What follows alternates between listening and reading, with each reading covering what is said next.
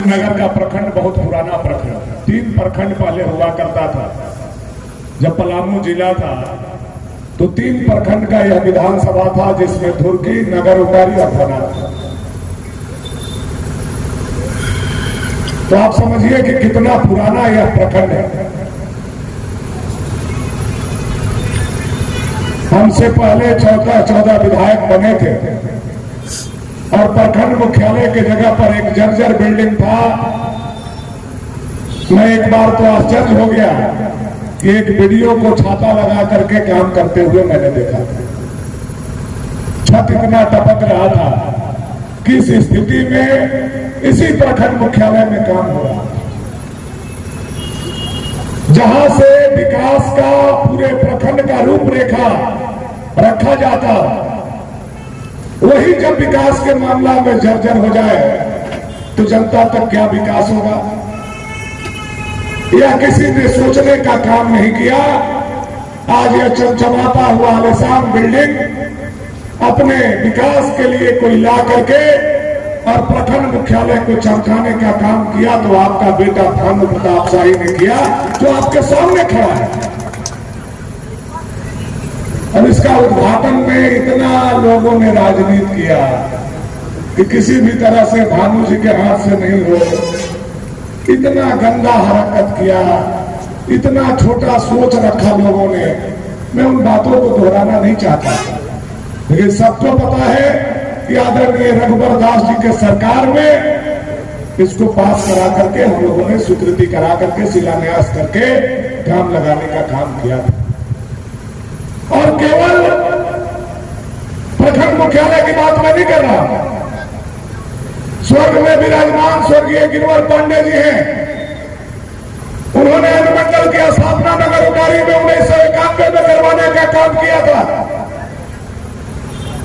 अनुमंडल बन गया था, सीओ आपका एसडीओ और डीएसपी को छोड़ा करके यहां कोई दूसरा काम नहीं होता था। दोनों आते थे, बैठते थे और एक पंचायत भवन में एसडीओ का कार्यालय चलता था।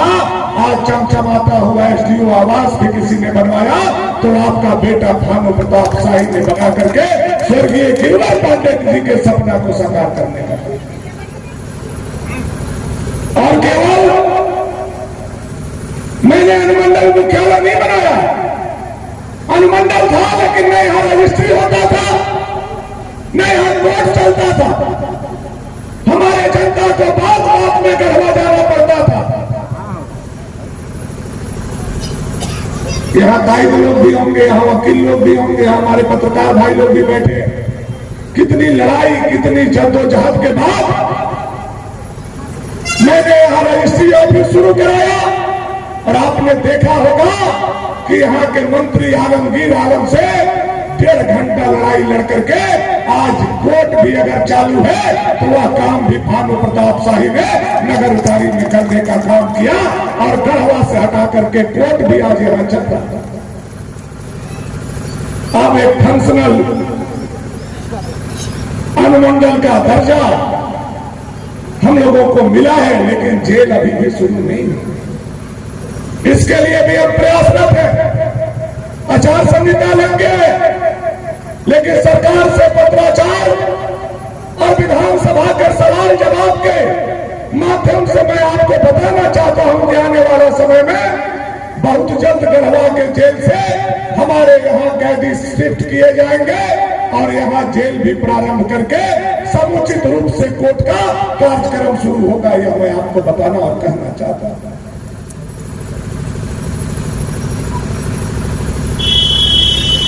हमारा अंचल और प्रखंड के पदाधिकारी का आवास नहीं होने के चलते क्या होता था,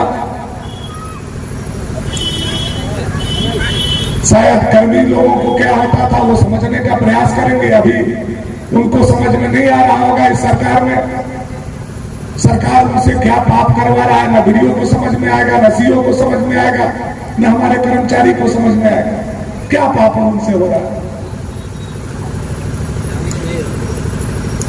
लेकिन आपके आवास नहीं होने से अपने पॉकेट के पैसा से या सरकार के पैसा से दूसरे जगह आपको रहना पड़ता है। बहुत ऐसे हमारे कर्मी हैं जो परिवार के साथ नहीं रह पाते थे। बहुत ऐसे कर्मी हैं जो गढ़वा रहते थे।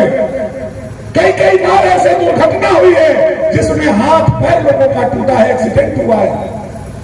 परिवार से दूर रहना, दुर्घटना खाना और जनता को भी छोटी छोटी बात के लिए उनके दरवाजा पर गढ़वा और दूसरे जगह जाना उचित नहीं था। इसीलिए आज 6 करोड़ रुपया लेकर के आपका बेटा आपके आवास को सजाने आया है। आपका चिंता करने का काम हम लोगों ने करने का काम किया। ये आवास बनने से आपके सर पर भी छत आएगा। पहले हम लोगों ने गरीब के सर पर छत दिया, उसके बाद 500 साल से वनवास झेल रहे प्रभु श्री राम को मोदी जी ने भव्य मंदिर बना करके सर पर छत दिया और अब पदाधिकारी और कर्मी के आवास और छत उनको भी हम लोगों ने देने का काम किया है। मैं इसके लिए प्रखंड के पदाधिकारी, अंचल के पदाधिकारी और सभी कर्मी को शुभकामना और बधाई देना चाहता हूं कि आने वाला समय में जो आपका कष्ट था वह दूर हो जाएगा और आप तन्मयता से, ईमानदारी से आप हमारे जनता का सेवा कर सके। मैं अभी कई जगह देखा, हमारे कर्मचारी प्राइवेट घर में रहते हैं और जितना रसीद का, रजिस्टर 2 का और जितना जमीन का कागज है बक्से बक्सा उनके घर में रखा हुआ है। पता नहीं सीओ साहब को पता है कि नहीं है, जुल्फिकार साहब पता कर लीजिएगा। मैंने पता नहीं नगर उदारी में है कि नहीं है, लेकिन कई कर्मचारी के घरे में बक्सा में रखा हुआ है और बक्सवे में सब कागज है। और कहूं मूस घुस गया तो क्या होगा बताइए? चाहे कहीं आग लग गया तो क्या होगा? कोई मिसहैपनिंग हो गया तो क्या होगा? किसको नुकसान होगा? किसको कष्ट होगा? वह कष्ट अगर किसी को होगा तो सबसे ज्यादा कष्ट हमारे जनता का होगा। एक कागज के लिए उनसे लाखों रुपए लिए जाएंगे तब जाकर के उनका कागज मिलेगा। आज उसकी चिंता भी हम लोगों ने करने का है। पहले तो सरकारी कर्मी के यहां सरकारी कागज नहीं होना चाहिए। ईडी के छापामारी के बाद हम सबको बताना चाहते हैं, भाई सरकारी पदाधिकारी कर्मी अपने आवास पर जनता का कागज मत रखिए। आप लोग जो भी हमारे कर्मी हैं, कर्मचारी हैं, सरकारी कागज सरकार के दफ्तर में होता है, आपके घर में रखने के लिए नहीं है और यह इल्लीगल है। अगर आप रखे हो, ले आकर के इतना बड़ा भव्य बिल्डिंग हमने बनाने का काम किया है, इसमें गोदाम होगा, बालखाना होगा, अंचल का और प्रखंड के दस्तावेज रखने के लिए जगह होंगे, है कि नहीं वीडियो सर? है ना? रखवाए हैं ऐसा सब कर्मचारी का कागज आ गया आपका? हाँ, तो दिखवा लीजिए। हमको जो जानकारी है सारा कागज कर्मचारी, क्या मतलब है? सब कर्मचारी के घर में कागज। तो ये सब चीज से जनता को कष्ट होता है। हम लोग जनता के प्रतिनिधि हैं, ठीक है, आप लोग के भी बात हम लोग सुनते हैं, नजरअंदाज करते हैं, ऐसी बात नहीं है, लेकिन जनता को कहां कहां कष्ट होता है। रजिस्टर 2 के लिए कितना जनता को कितना पैसा लिया गया है, हम हाथ उठवा दीजिए देंगे अभी तुरंत पोल खुल जाएगा। हम वो करना नहीं चाहते। मोटेशन कराने के लिए कितना कितना लोगों को कितना कितना परेशानी झेलना पड़ रहा है, हम हाथ उठवा देंगे तो आप पानी पानी हो जाएंगे। रजिस्ट्री कराने के लिए और रजिस्ट्री रोकने के लिए क्या खेल हो रहा है, हम हाथ उठा देंगे तो पानी पानी हो जाएंगे। और अबुआ आवास में कहीं हाथ उठवा दिए तो आपको चेहरा छुपाने के लायक भी आप नहीं, क्योंकि अबुआ आवास में तो बबुआ लोग जो जो किया है ना, और जो जो बबुआ आप लोग किए हैं, कागज कलम सरकार आपसे करवाया है। देखिए कागज नहीं मरता है मेरे भाई। आप आज कर्मचारी हो, कल दूसरे जगह चले जाओगे, आप आज बीडीओ हो, दूसरे जगह चले जाओगे, आज आप सीओ हो, दूसरे जगह चले जाओगे, लेकिन आपका दस्तखत किया हुआ कागज यही रहेगा। और अबुआ आवास में जो 4 चक्का वाला को आप आवास दिए हो, जो सरकारी कर्मचारी को आप उनके परिवार को आवास दिए हो, जो पारा शिक्षक और शिक्षक को जो आपने आवास दिया है, और जो जेएमएम के प्रखंड अध्यक्ष और जिला अध्यक्ष को आपने आवाज दिया है, वह कभी भी आपको हथकड़ी लगवा सकता है। इस बात को मैं आपको बताना चाहता हूं। और सरकार आएगा, व्यवस्था बदलेगा, तो यह दुनिया का कोई ताकत नहीं रोकेगा। अब वह आवाज का जांच होगा और बबुआ गढ़वा के जेल के सला छोड़ के पीछे होगा। यह मैं उनको कहना होगा। ये मत सोचो कि सरकारें जो तुम्हारी चल रही है यही सरकार परमानेंट रहेगा। तो अभी तो प्रमुख जी कह रहे थे कि प्रभार में बीडीओ और सीओ है, या प्रभार में मुख्यमंत्री।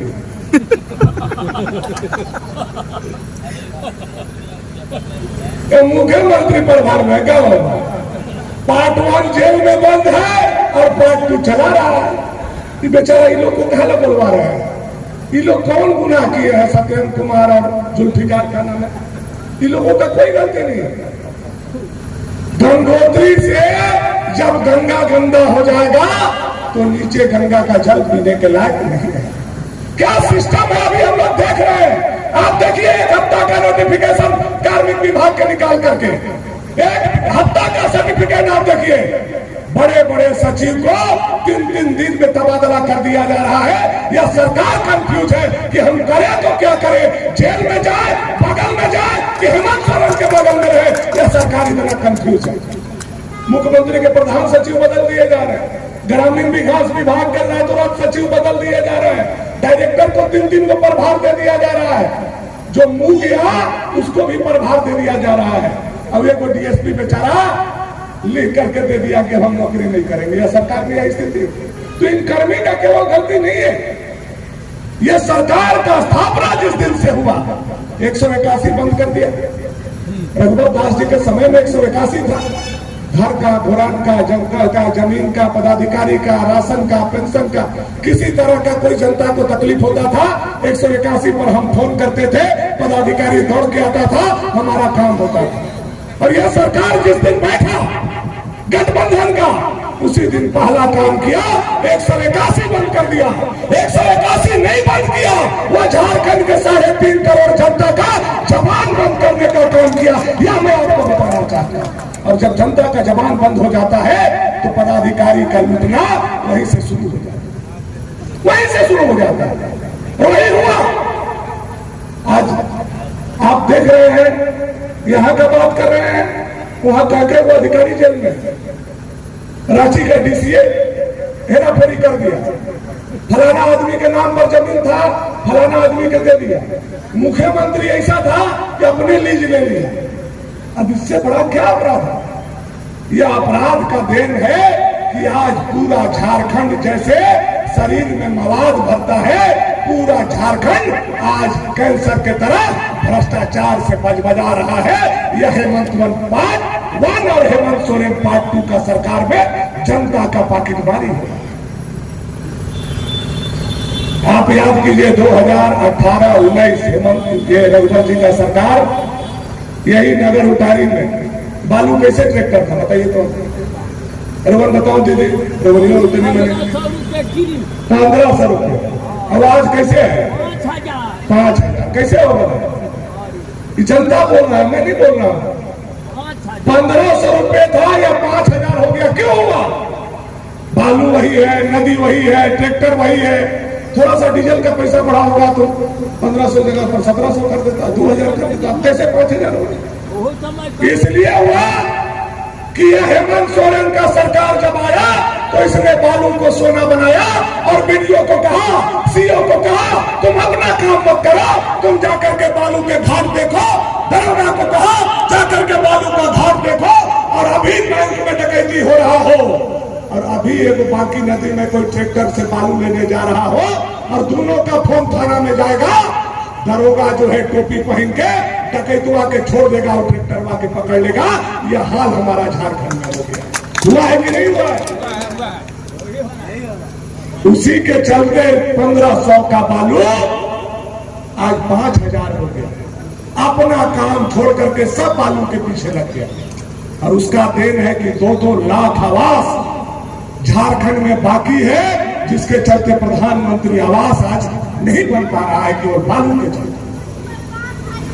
और पैसा भारत सरकार नहीं भेज पा रहा है, यूटिलाइजेशन सर्टिफिकेट हम भारत सरकार को नहीं दे पा रहे हैं। केवल कारण है बालू। बालू को सोना बना दिया लोगों ने। यहाँ का बालू गाजियाबाद नोएडा तक पहुंच गया। यहाँ का बालू गढ़वा के बालू ने तो और कमाल कर दिया कि जिस मंत्री के सर में बाल नहीं था, बालू के तेल लगा करके उसके सर में बाल आ गया। इतना बालू को फेंक करके ये लोग कमाने का काम किया। कमाल हो गया बालू का तेल, बालू का खेल। और जनता का आह और जनता का पाप अच्छे अच्छे के लेकर डूब जाता है जो बिगाड़ ले। अच्छा अच्छा गरीब से, पिछड़ा से, किसान से, नौजवान से उसका पैसा अगर गाय बैल बकरी जमीन और गहना बेच करके आप लोग ले रहे हैं, तो अभी तो मजा आ रहा है पैसा जमा करने में, लेकिन जो दिन किडनी फेल होगा ना, सब पैसा लग जाएगा, सब पैसा लग जाएगा। कोई नहीं रोकने वाला। आह का पैसा मत खाइए, काम करके दो पैसा खा लीजिए, विकास करके दो पैसा खा लीजिए, लेकिन प्लास्टिक के छत वाला लोगों से अबू आवास के नाम पर 50,000 रुपया लिए हैं, तो बुढ़ापा में यहाँ जिंदगी भर कांपते रह जाएगा।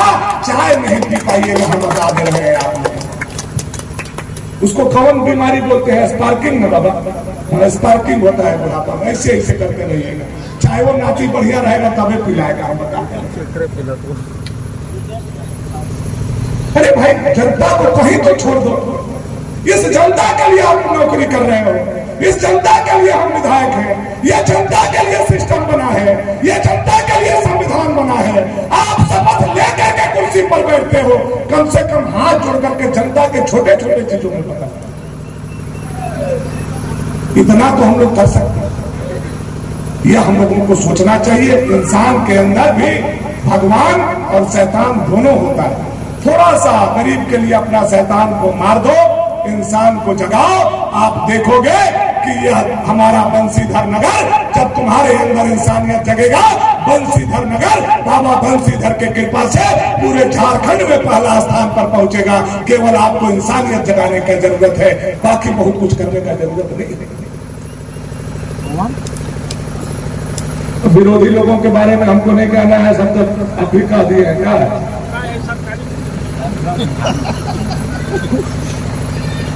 विरोधी लोग का बातें छोड़ दीजिए, उन लोगों को क्या कहिए। मोदी जी को हराने के लिए इंडिया गठबंधन बना, मोदी जी को रोक देंगे, मोदी जी को रोक देंगे, मोदी जी को रोक देंगे। मोदी जी को रोकते रोकते इंडिया गठबंधन अपने टुकड़ा टुकड़ा में बट गया।